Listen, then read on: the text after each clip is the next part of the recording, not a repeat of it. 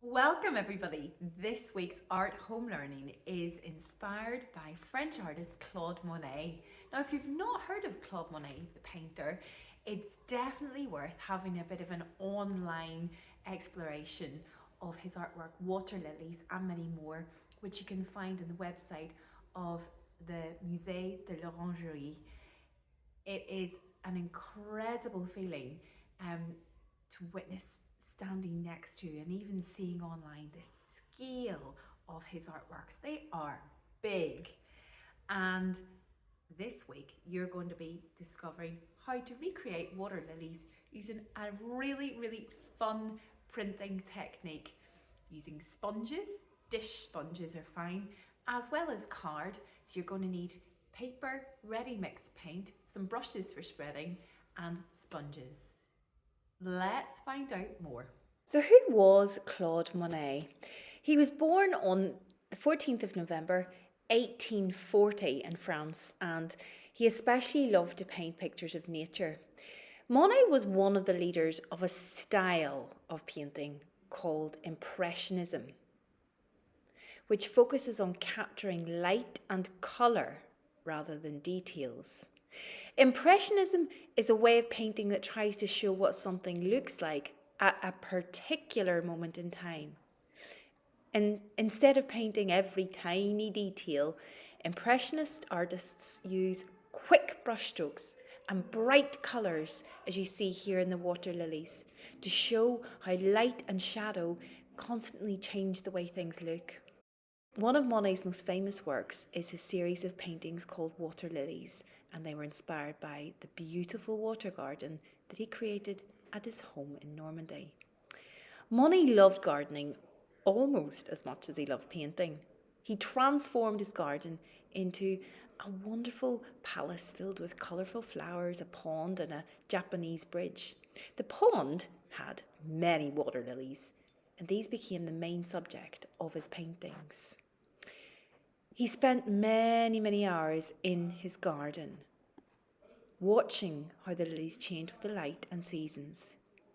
He wanted to capture the beauty of the reflections in the water, the way the lilies floated. So he used lots of soft, quick brushstrokes to paint these scenes. And he worked on large canvases, sometimes more than 6 feet wide, to make people feel like they too were in the garden when they looked at the paintings. Towards the end of his life, Monet created huge panels of water lily paintings, which he wanted to be displayed together to create a peaceful and immersive experience for viewers, again feeling like you're actually within the garden. In 1922, Monet donated these final great panels to the French state, and since then they've been displayed at the Musée de l'Orangerie in Paris. The museum has special oval rooms designed just for these paintings, allowing visitors to be surrounded by those stunning water garden scenes.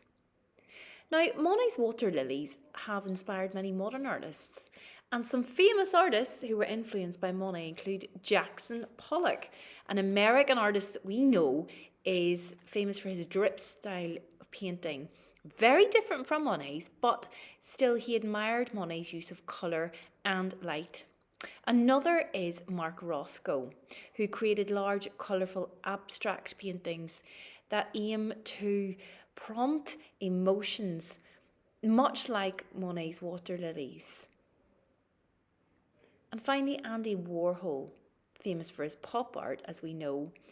Warhol was inspired by Monet's repeated series, like the water lilies, when he worked on the same thing again and again and again and again. And here you see Warhol's hibiscus flowers, bright and poppy. So in preparation for your water lily print, you're going to need a piece of cartridge paper, nice thick paper. You're going to need some sponges, different sizes. I've got circular sponges and just kitchen sponges. And ready mix paint. To begin with, I've got blue and white.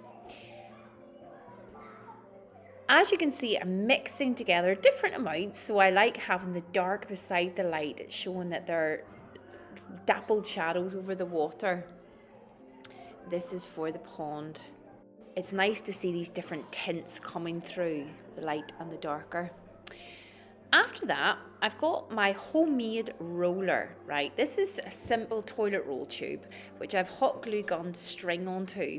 And I've mixed my green, different tints coming through, and I'm going to roll this over the surface, pushing down quite firmly, but going slowly, all over, because I want to have some pond weeds coming through. That gives it a bit of depth.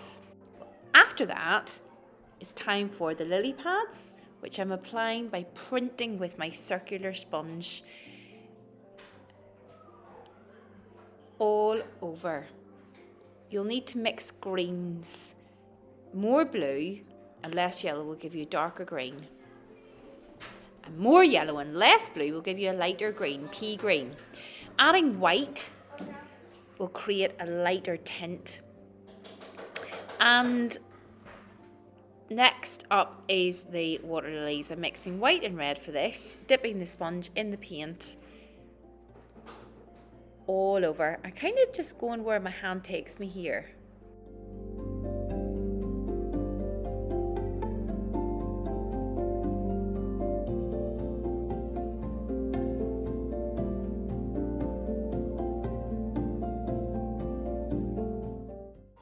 Next up, I take my piece of card.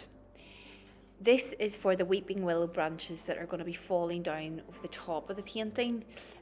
Mixed the green again on my plate, and I'm dipped the edge of the card into the paint, printing the branches from the top of the paper downwards as they trickle into the water and cause those extra ripples.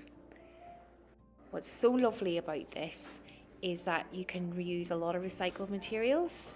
Card from boxes or greeting cards work just as well as a nice new sheet. Have fun, artists!